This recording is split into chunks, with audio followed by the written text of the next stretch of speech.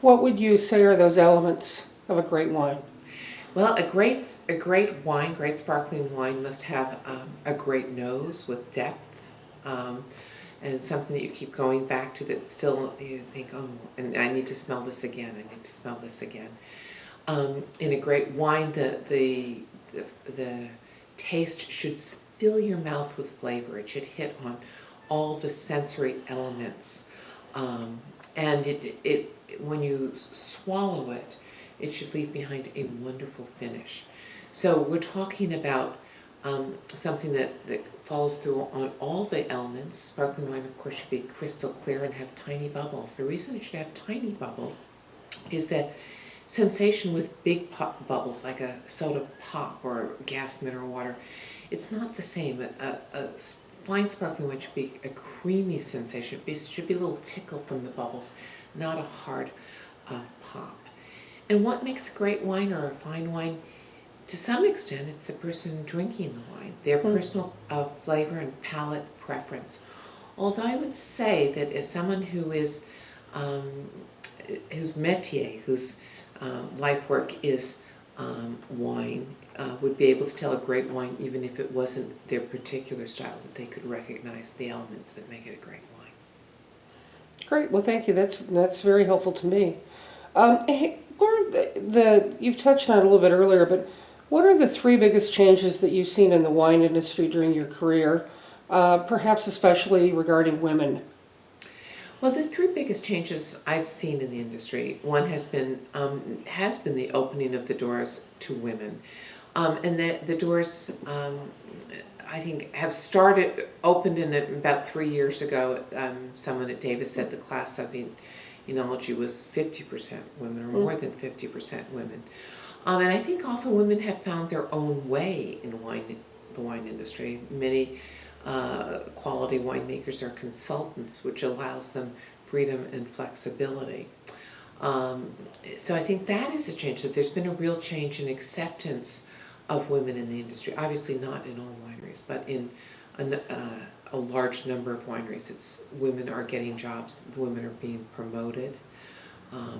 At one point, Michaela Rodino and Michaela at St. Subaru, I were the only two women who were managing non-family owned wineries. That is, we were not family members, and we had been actually hired to run wineries. And it's funny because both of us are originally from New Jersey, that great wine state. I think another change I've seen is a real enormous change in the quality of the wine.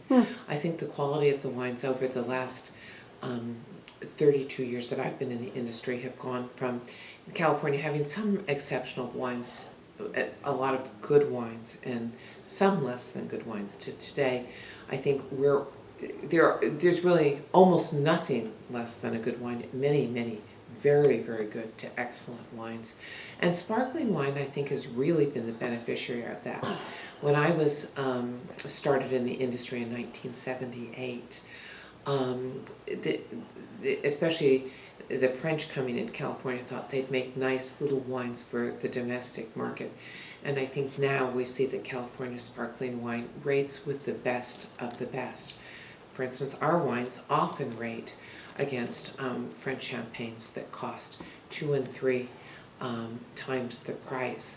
So then we've gone from making nice little wines to making wines that are acknowledged on the international stage, compete on the international stage very successfully. And I think that that's one of the things in the industry as a whole. That the judgment of Paris, people were shocked that California wines came in first. And I think today nobody would be shocked, and I think that in almost any international competition, in fact, we would be surprised not to see fine California sparkling wines taking the lead. So that's another big change. Of course, the industry has become more corporate, and it has changed its face over the years. I know you referred to earlier that going from working for Claude Tattinger, and I enjoyed very much working for Claude Tattinger. He, once we were past the first couple of years, I had enormous independence. He always said to me, Eileen, we are now of the Carneros, so you must not try to make an imitation. He was a great art collector, and he said, where would Renoir be, or where would Picasso be if he were trying to imitate Renoir, you never would have heard of him. That you have to, each artist in the industry must develop their own style and understand it. And he understood that very clearly, that we needed to create something here. They were very careful to hire someone who had the same stylistic bent as they did. But once they found that person, it was my palette. Most of the French owned companies have someone come over and consult with them, and that has never been the case here. You mentioned Starwood Capital, and yes, briefly, Starwood Capital owned Domaine Carneros for a little over a year, but it has been purchased back by different Tattinger family. Oh, okay, members. thank you. And our original other partners. So we are back in just a slightly different version, the same hands, and safely there. And it's a wonderful relationship. And you know, some people say to me, "How can you look for those French guys?" And I say, I guess I just got the good French guys. But the truth is, I've been to France many times, and you know, like all groups of people, there can be those rude and obstreperous types, and in the U.S. as well as in France and other places. But I seem to have run into far more delightful French people.